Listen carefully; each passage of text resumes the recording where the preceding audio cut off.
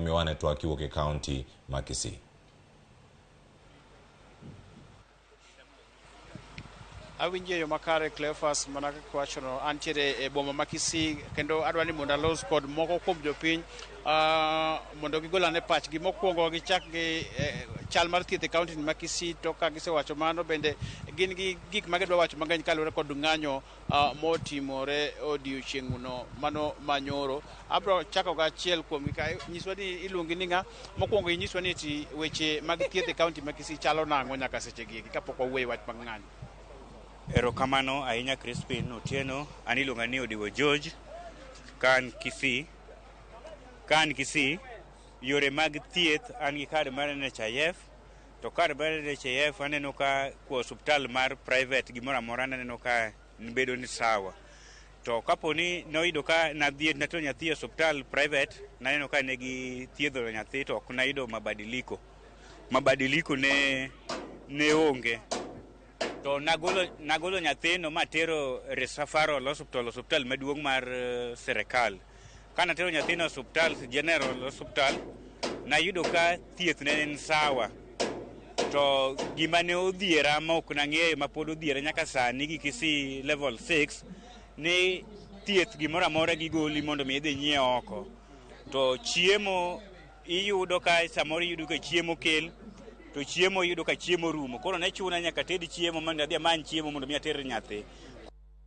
Sawa, lakini yien gimoro amora tikoni mondo mi nyiew oko. Koro kang'e ni to en NHIF gara mia kanye to gigi kanye. Haya, opogore gi weche thieth, nyoro ne ng'anyo timore e kaunti ma Kisii. Weche chinde chalo nang'o e kaunti ma Kisii?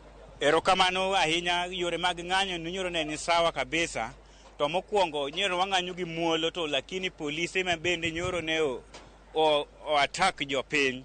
Kaka nyono wana ka tiyudo ka polise go chako ba tear gas, to ok nyoro nomorowa. Koro emomiyo ne wakwayo serikal mondo mi wang'i uru wachno maber, lakini ng'anyo to ne man sawa. Makata kaponi okete kawuono to waikore ni gi ng'anyo kabisa. Ruto nyaka gwe tao. Asante sana. Haya, kuja tuambie unaitwa nani, alafu maoni yako kuhusu maandamano ambayo yalishuhudiwa katika mji wa Kisii.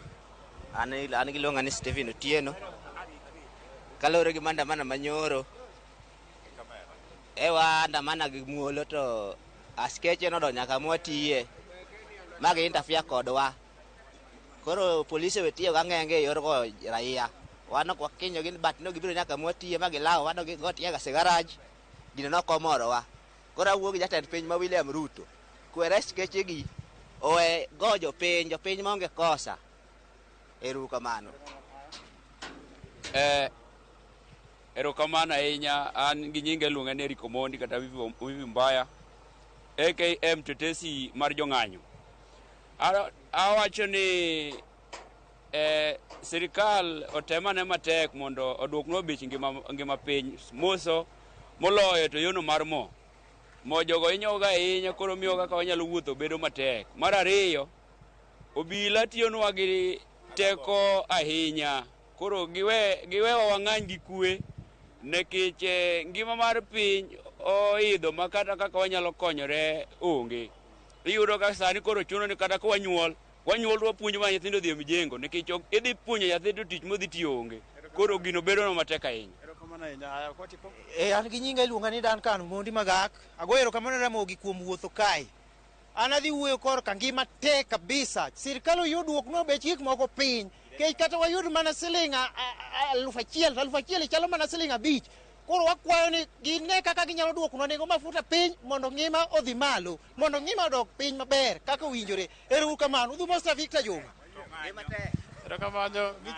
Gichiwo mos kanyo ne Victor Juma. Mana kaka kiwinjo no Cleophas, mane kaka giloso kalure kod weche ma wawuoyo e okinyi ma kawuono. Jopiny medo mana ywak ne sirikal kalure kod weche kaka ngima potek, kendo gimedo mana kwayo jogo makedo kod obila makedo kod jogo mang'anyo mondo ti e yo ma oluwore kod chik mar kedo gi jogo matimo ng'anyo. Kok kamano Cleophas ang na duokni kendo iri studio mondo idhi nyime mana ka in kod penjo.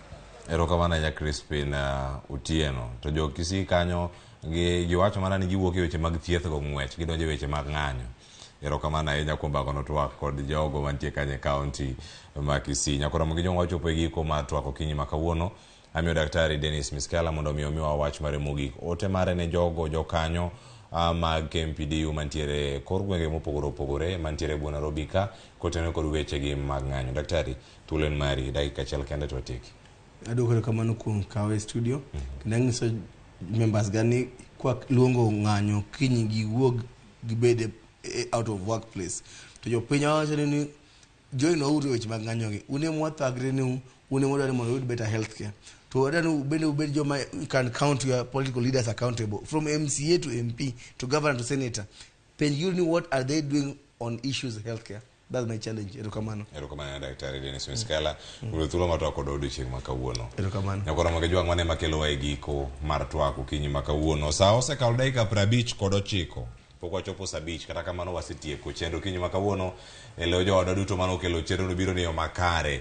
Jogo man kanye galeri Bob erokamano ahinya. Jogo mantie kanyo Rosie gi jogi duto man kanyo happy wamor chenro dhi makare. Milka kachel koda jogo duto mantiere kanyo.